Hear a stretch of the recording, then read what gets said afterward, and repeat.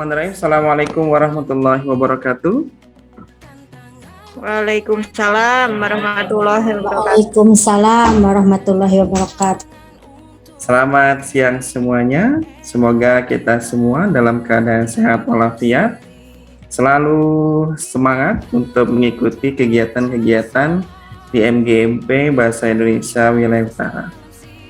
Yang terhormat Bapak narasumber kita yang alhamdulillah sudah hadir, Bapak Haji Said Rusnadi MPD, yang kami hormati segenap teman-teman anggota MGMP Bahasa Indonesia Wilayah Utara.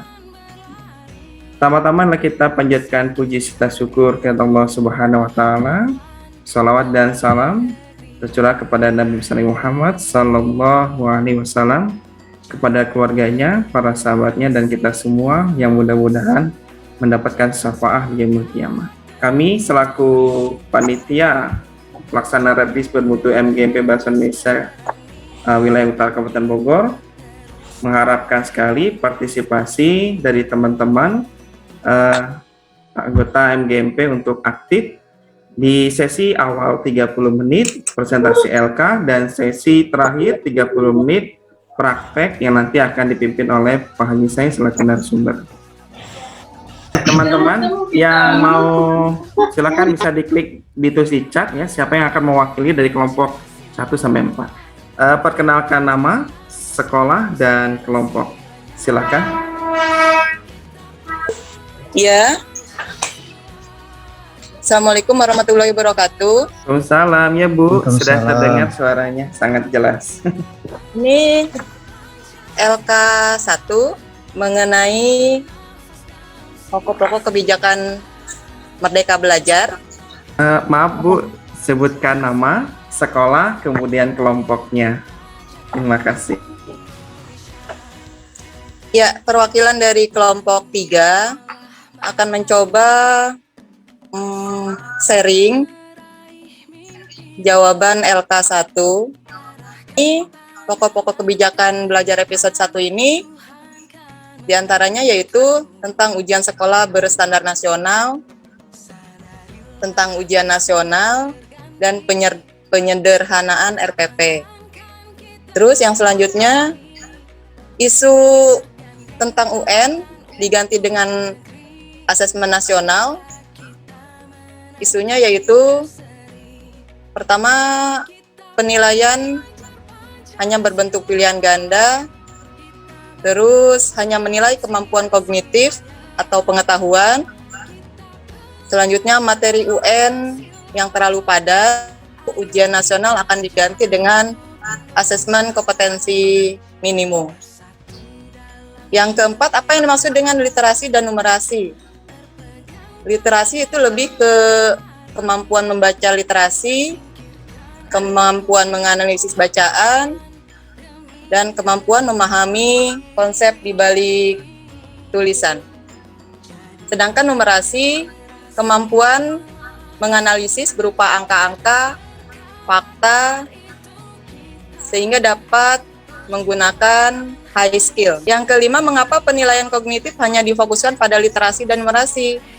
Karena dengan literasi dan numerasi sudah mewakili kebutuhan siswa untuk mempelajari apapun, baik itu di Indonesia, bahkan sampai di dunia. Mengapa AKM dilakukan di tengah jenjang waktu sekolah?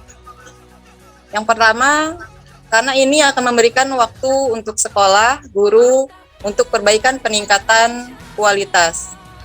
Yang kedua, supaya tidak dijadikan sebagai alat seleksi untuk masuk sekolah. Yang ketiga, tidak hanya mengikuti ide-ide sendiri, tapi melibatkan organisasi nasional dan internasional.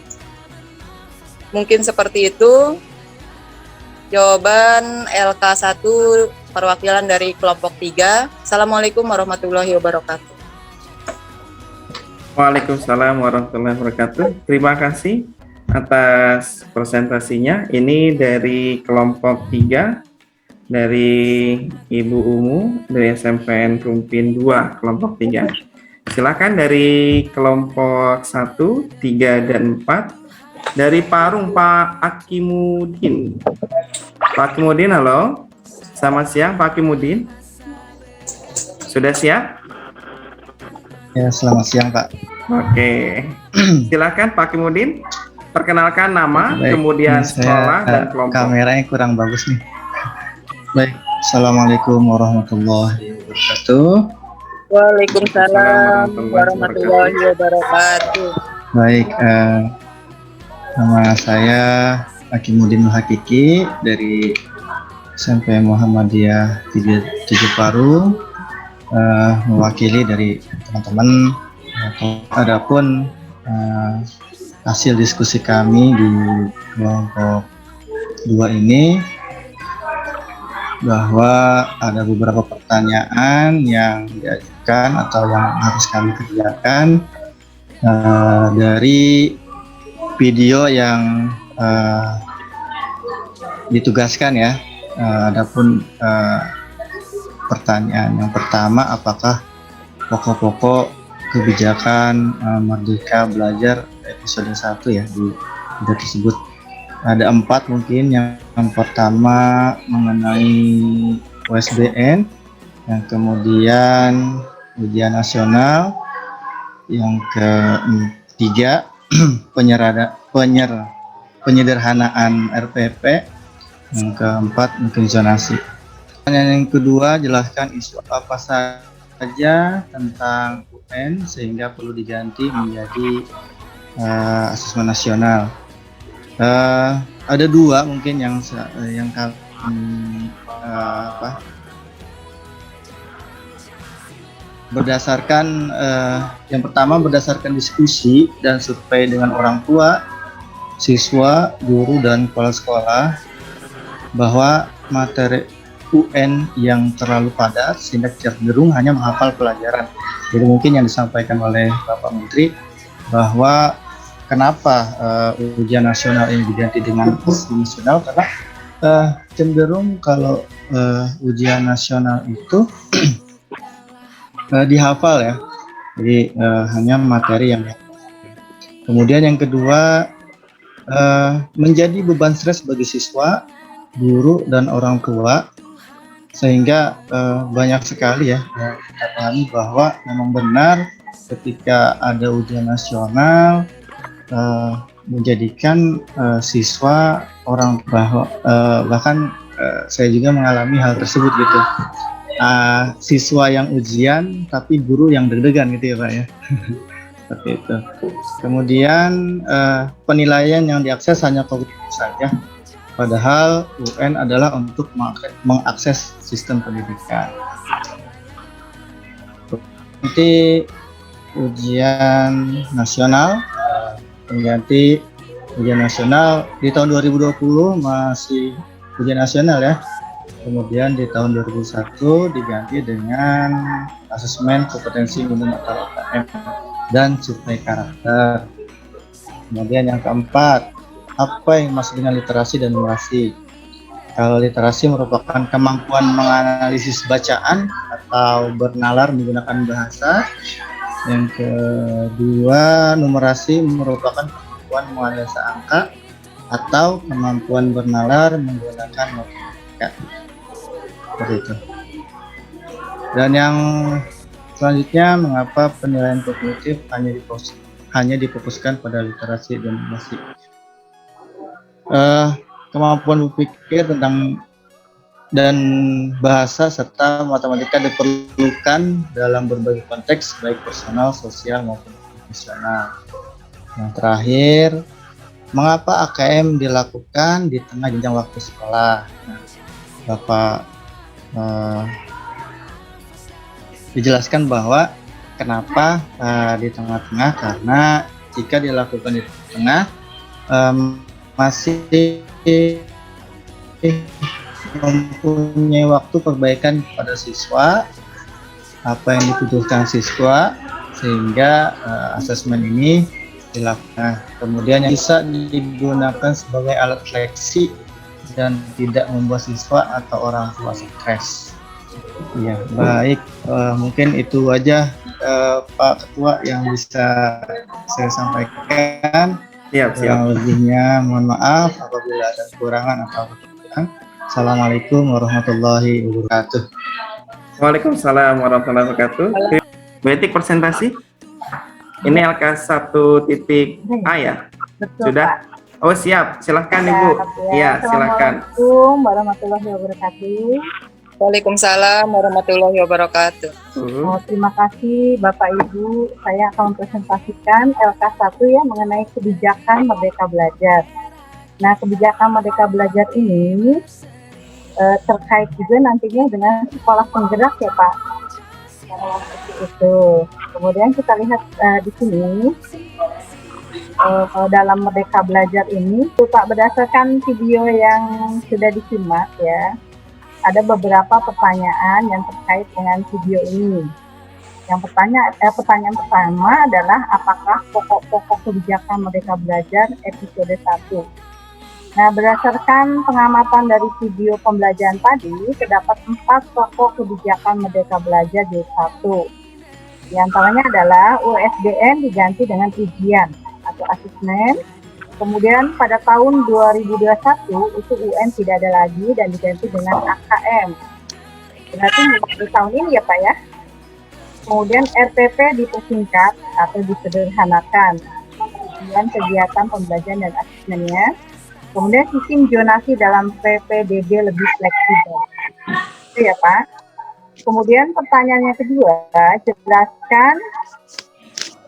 jelaskan tentang UN sehingga perlu diganti menjadi AKM.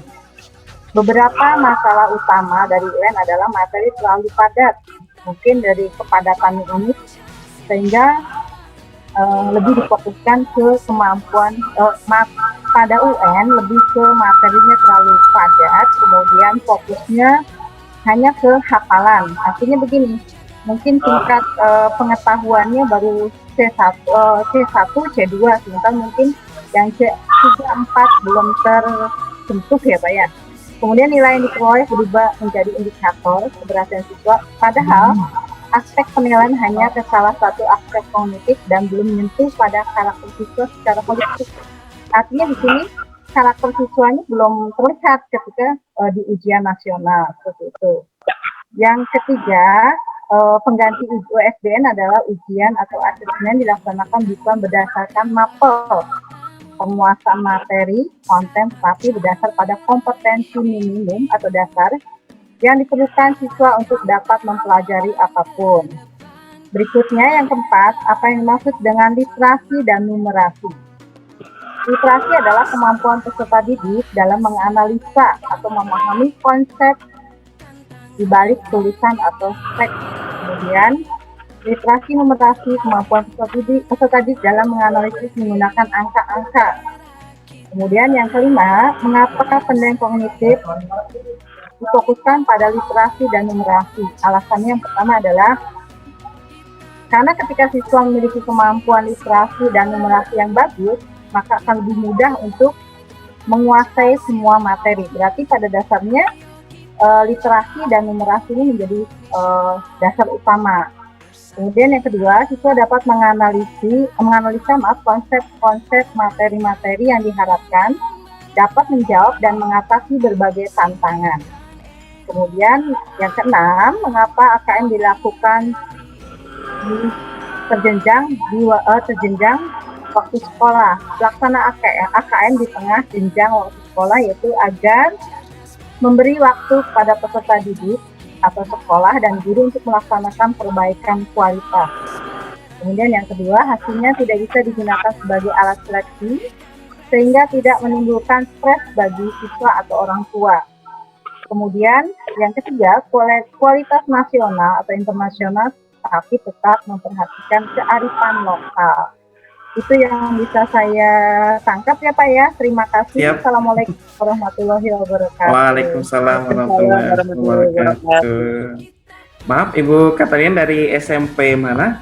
SMP Negeri 3 Gunung Sindur Pak. SMP 3 Gunung Sindur. Tadi kelompok berapa Bu ya? 4. Kelompok 4 Pak. Oke, siap. Terima kasih Ibu Katarina yang sudah memaparkan atau menjelaskan